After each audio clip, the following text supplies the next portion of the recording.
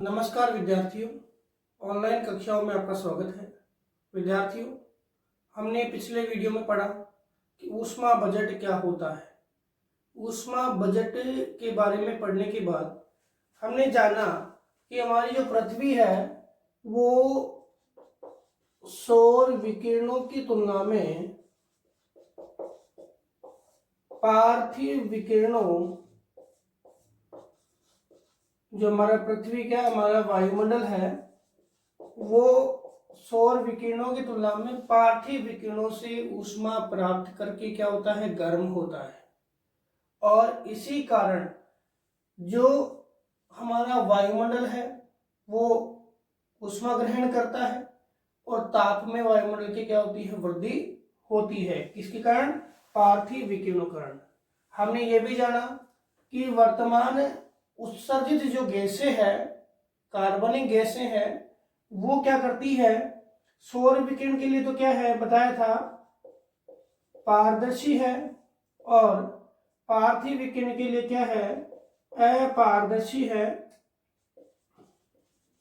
जिसके कारण क्या करती है, ये गैसें सौर विकिरण को तो जाने देती है, पार्थिव विकिरण को रोक लेती है।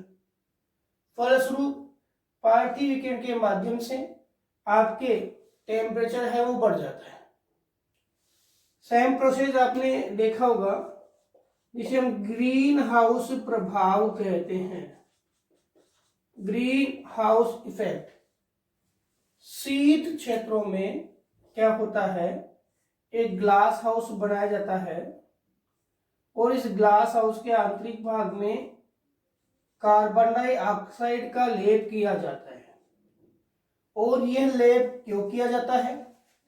क्योंकि इस क्षेत्र में जो उत्पादित फसलें हैं उनको क्या देना है, ऊष्मा देनी है, और उन फसलों के लिए तापमान बना रहना चाहिए। इसके कारण से ये कृषि उत्पादित टेक्नोलॉजी है वो प्रयोग में ली जाती है। और यही सेम जो कारण है वर्तमान विश्व में देखने को मिल रहा है वायुमंडल के संदर्भ में। इसी कारण वायुमंडल है वो अत्यधिक गर्म हो रहा है और आपके पास ग्रीन हाउस इफेक्ट या ग्लोबल वार्मिंग जैसी समस्या उत्पन्न हो रही है। तो विद्यार्थियों, हमने ऊष्मा बजट के माध्यम से जान लिया कि किस प्रकार से पृथ्वी अपने ताप को ग्रहण करती है, मतलब सूर्य से प्राप्त ताप को ग्रहण करती है, और पूर्ण ताप को, जो ऊष्मा ग्रहण की है, पूरी की पूरी ऊष्मा को क्या करती है, अंतरिक्ष में उत्सर्जित कर देती है। फलस्वरूप पृथ्वी न तो ज्यादा गर्म होती है न ही ज्यादा ठंडी होती है। लेकिन वर्तमान स्थिति विपरीत है और इसके लिए पूरा विश्व है वो चिंताग्रस्त है और कई प्रकार के कार्यक्रम है विश्व चला रहा है। आज इस वीडियो के माध्यम से हम पढ़ेंगे कि हमारी जो पृथ्वी है उसकी स्थिति सूर्य से जो दूरी है वो हमने जानी है। साथ ही साथ पृथ्वी है वो घूर्णन भी करती है और परिक्रमण भी करती है, यानी रोटेशन भी करती है और रिवोल्यूशन भी करती है। अपने अक्ष पे घूमती है, साथ साथ अपने दीर्घवर्तीय कक्ष में भी पृथ्वी चक्कर लगाती है। दोनों क्रियाओं के कारण, और तीसरा पृथ्वी का अपने अक्ष तल पे झुकाव, इन तीन क्रियाओं के कारण क्या होता है, पृथ्वी सूर्य से सूर्य तप की प्राप्ति करती है। जो आइसोलेशन है उसकी प्राप्ति, इंसोलेशन है उनकी क्या करती है, प्राप्ति करती है। लेकिन पृथ्वी का प्रत्येक भाग एक समान ऊष्मा को प्राप्त नहीं कर पाता है।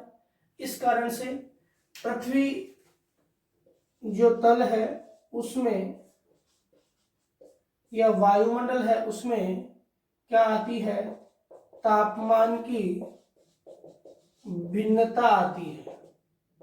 क्या आती है, तापमान की भिन्नता आ जाती है।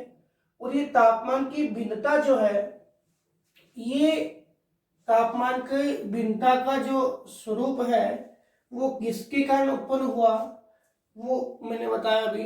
तीन चीजें मुख्य, एक पृथ्वी का अपने अक्ष तल पे झुकाव, दूसरा पृथ्वी का घूर्णन, और तीसरा पृथ्वी का परिक्रमण।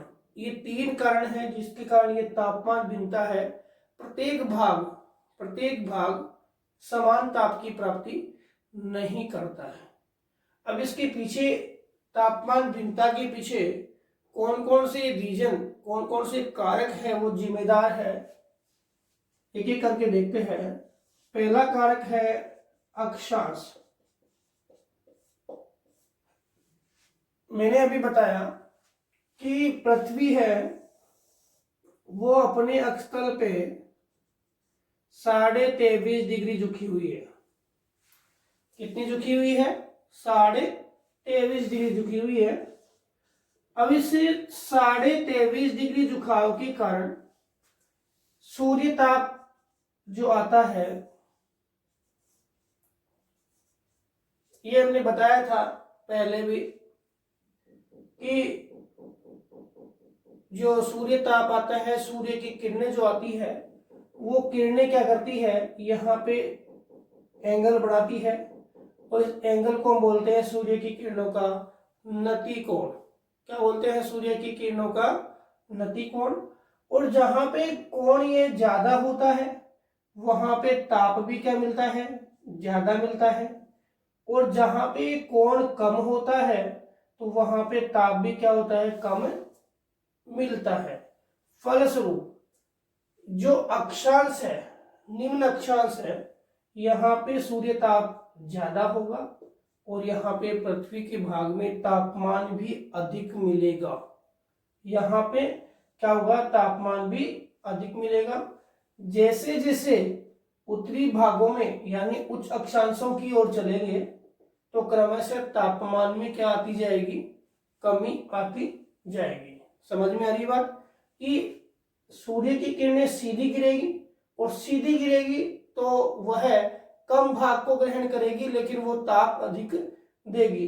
अब जब सूर्य की किरणें तिरछी गिरेगी तो वो ज्यादा भाग को घेरेगी और ताप क्या होगी? कम देगी। ज्यादा भाग को घेरेगी और ताप क्या होगी? कम देगी।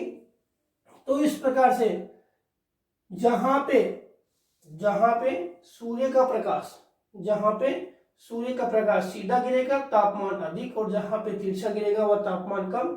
तो उच्च अक्षांश जो है वहां पे तापमान में क्रमशः कमी और निम्न अक्षांशों में तापमान में क्रमशः अधिकता देखने को मिलती है।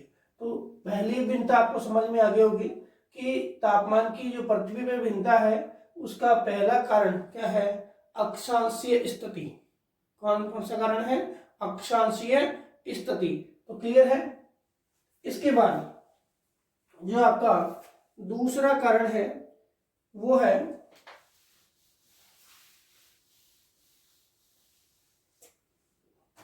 उत्तंगता या ऊंचाई।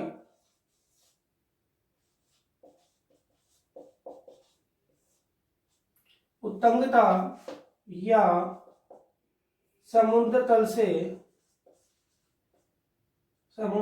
से ऊंचाई।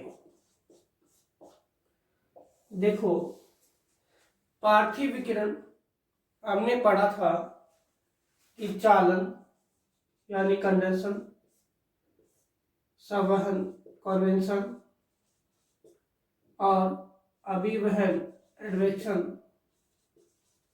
तीनों के माध्यम से पार्थिव विकिरण क्या करती है? अपने वायुमंडल को गर्म करती है। और ये क्रियाएं जो है वो पृथ्वी की ऊष्मा का स्थानांतरण या पृथ्वी की ऊष्मा का एक पदार्थ से या एक क्षेत्र से दूसरे क्षेत्र में ट्रांसफर करने के लिए क्या है? ये सहगामी क्रिया है। क्या है? सहगामी क्रिया है। अब आपको पता है कि जो चालन होता है उसके माध्यम से देखें तो पहले अगर कोई भाग गर्म हो गया तो गर्म होने के बाद वह अपने समीपवर्ती भाग को गर्म करेगा, फिर अपने समीपवर्ती भाग को गर्म करेगा, फिर अपने, अब उसके पास ऊष्मा पर्याप्त मात्रा में रहेगी तो ऊपर वाले भाग तक पहुंचाएगा, या वो जिस भाग को गर्म करते करते क्या होगी? ऊष्मा बराबर हो गई, उसके पास अतिरिक्त ऊष्मा नहीं है तो आगे ऊष्मा का ट्रांसफर नहीं कर पाएगा। ये कौन सी क्रिया है? आपके कंडक्शन। तो यही रूपरेखा आपकी इसमें काम करती है कि जैसे पृथ्वी गर्म होती है तो इन अभिक्रियाओं के माध्यम से वो समुद्र तल के भाग को क्या करती है, गर्म करती है। जो समुद्र का ऊपरी तल है उस भाग को क्या करती है, गर्म करती है। लेकिन धीरे धीरे अगर ऊंचाई की ओर जाए तो तापमान में क्रमशः क्या आती है, गिरावट आती है।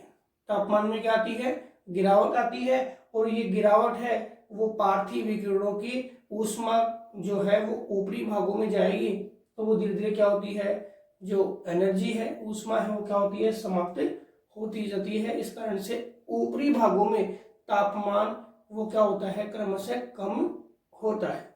अब कैसे, जैसे जैसे ऊंचाई की ओर जाएंगे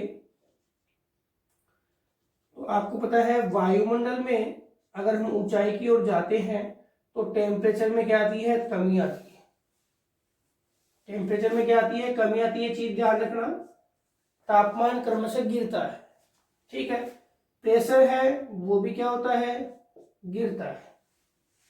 प्रेशर है वो भी क्या होता है, गिरता है। क्यों गिरता है, जबकि हमने पढ़ा है कि टेम्परेचर और जो प्रेशर है वो एक दूसरे के क्या होते हैं, विपरीत होते हैं। दाब जहां ज्यादा होगा, दाब जहां ज्यादा होगा वहां पे टेम्परेचर क्या होगा, कम होगा। और जहां पे दाब कम होगा वहां टेम्परेचर क्या होगा, ज्यादा होगा। ये धरातल के समीपवर्ती भागों का नियम है। ऊपरी भागों में जाएंगे तो ये दोनों ही क्या होंगे, कम होंगे। पृथ्वी के धरातल में जाएंगे तो ये दोनों ही क्या होंगे, बढ़ेंगे। दाब भी बढ़ेगा और आपका टेम्परेचर भी बढ़ेगा। अब हम ऊपर की ओर जाए तो तापमान घटता है, और यह तापमान घटने की जो दर है वो याद रख लेना, क्वेश्चन बनता है 165 मीटर, 165 मीटर की ऊंचाई पे अगर जाएंगे तो तापमान है वो कितना कम हो जाएगा, 1 डिग्री सेंटीग्रेड। कितना तापमान है वो 1 डिग्री सेंटीग्रेड क्या हो जाएगा, कम हो जाएगा। कितना, 1 डिग्री। और 1 किलोमीटर की ऊंचाई पर जाए तो तापमान एवरेज करके कितना, 6.5 डिग्री सेंटीग्रेड क्या हो जाएगा, कम हो जाएगा। 1 किलोमीटर का मतलब है 1000 मीटर की ऊंचाई पे जाए तो तापमान कितना, 6.5 डिग्री सेंटीग्रेड क्या हो जाएगा, कम हो जाएगा। और यह जो तापमान गिरने की दर है इसको हम क्या बोलते हैं, सामान्य ताप ह्रास दर, टेम्परेचर लैप्स रेट। क्या बोलते हैं, टेम्परेचर लैप्स रेट, यानी सामान्य ताप ह्रास दर। तो जैसे जैसे ऊंचाई की ओर जाएंगे, जब पर्वतीय शिखरों की ओर जाते हैं तो हम पाते हैं कि ऊंचाई की ओर जाने पे टेम्परेचर क्या हो जाता है, कम हो जाता है। अब आपके माइंड में एक प्रश्न आ रहा है, हालांकि दाब है वो अगले यूनिट पे पढ़ेंगे, तो प्रेशर भी कम होता है। क्यों, क्योंकि पृथ्वी के नजदीक, पृथ्वी के समीपवर्ती भागों में आपको वायुमंडलीय तत्व सर्वाधिक मात्रा में मिलेंगे। इस कारण से पृथ्वी के नजदीक जो भाग है वहां पे टेम्परेचर के साथ साथ टेम्परेचर भी ज्यादा है, और टेम्परेचर के साथ साथ क्या है, दाब भी ज्यादा मिलेगा। लेकिन ऊंचाई की ओर जाओगे तो वायुमंडलीय तत्वों में कमी आ जाएगी। फलस्वरूप क्या है, फलस्वरूप क्या है, दाब भी आपके कम हो जाएगा। देखो एक चीज आपके और भी इंपॉर्टेंट है कि हमने पढ़ा था वायुमंडल में है धूल के कण, ये भी आपके लिए समझने वाली बात है, धूल के कण। और वायुमंडल में एकमात्र धूल के कण ऐसे हैं जो क्या करेंगे, जो टेम्परेचर है उसको क्या करते हैं, ग्रहण करते हैं, तापमान को ग्रहण करेंगे। और वही धूल के कण क्या है, वायुमंडल के ताप को बढ़ाएंगे, वायुमंडल के ताप को क्या करेंगे, बढ़ाएंगे। और जैसे मिट्टी है वो क्या करेगी, टेम्परेचर ग्रहण करेगी, ऊष्मा ग्रहण करेगी और गर्म होगी, वैसे ही धूल के कण है वो ऊष्मा ग्रहण करके और क्या होते हैं, गर्म होते हैं। और जब प्रकाश स्रोत या इसको ऊष्मा मिलने का स्रोत हट जाता है तो ये क्या करते हैं, तुरंत ऊष्मा का उत्सर्जन कर देते हैं और वायुमंडल को पूर्ण रूप से ठंडा कर देते हैं। तो धूल के कणों का विशेष रोल है। ऊपरी भाग में जाएंगे तो क्रमशः धूल के कणों की क्या आ जाती है, कमी आ जाती है। इसके बाद जो तीसरा बिंदु है वो है समुद्र तल से दूरी। तीसरा बिंदु है समुद्र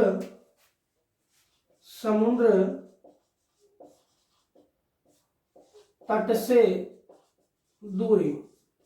देखो, समुद्र तट से दूरी की बात हम करें तो हमारा जो जलीय भाग है, ये स्वभाव आपको पता है, नेचर है जल का, कि धीरे धीरे तो गर्म होता है और धीरे धीरे क्या होता है, ठंडा।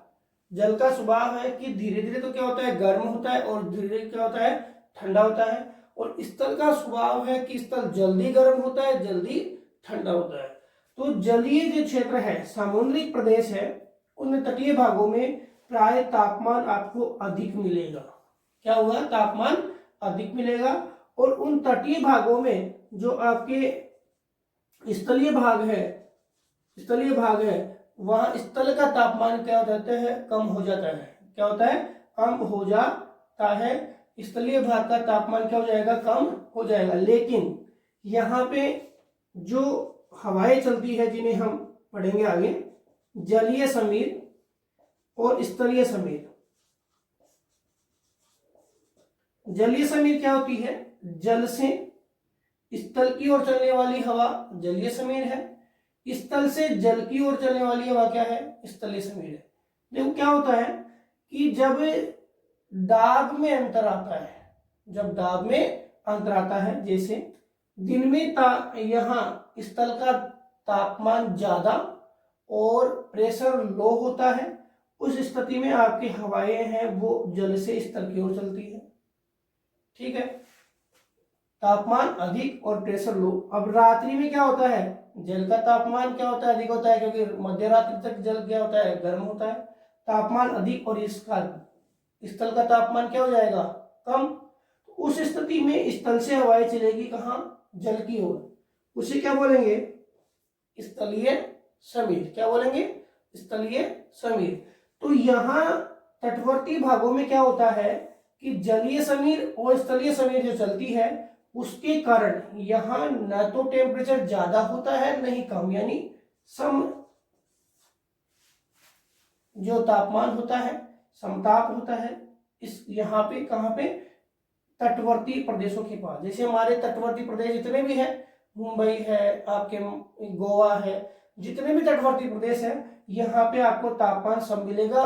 पूरे वर्ष भर न तो गर्मी रहती है न ही सर्दी रहती है। कहाँ पर, इन तटीय प्रदेशों में। लेकिन तटवर्ती प्रदेशों के आंतरिक भागों में अगर हम चलते हैं तो यहाँ पे तापमान में क्रमशः कमी आती है। तापमान में क्रमशः क्या आएगी, कमी आएगी। जल की तुलना में स्थल में तापमान में अंतर देखने को मिलेगा। जब उत्तरायण होता है सूर्य, तो हमारे भारत में स्थलीय भाग में सर्वाधिक तापमान मिलेगा, और जब दक्षिणायन होता है तो सबसे कम तापमान मिलेगा। ये समुद्र तल से दूरी, ये भी क्या है, हमारे तापमान को प्रभावित करती है, स्थलीय और जलीय क्षेत्रों में। इसके बाद हम बात करें वायु सहती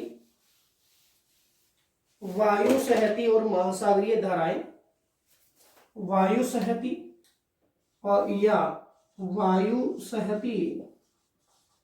या महासागरीय धाराएं।